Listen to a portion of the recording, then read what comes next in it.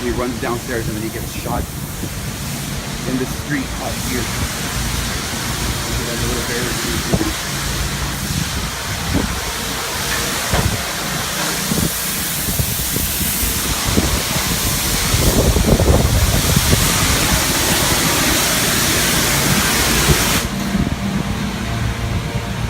and then the shooting happened right around here in the street.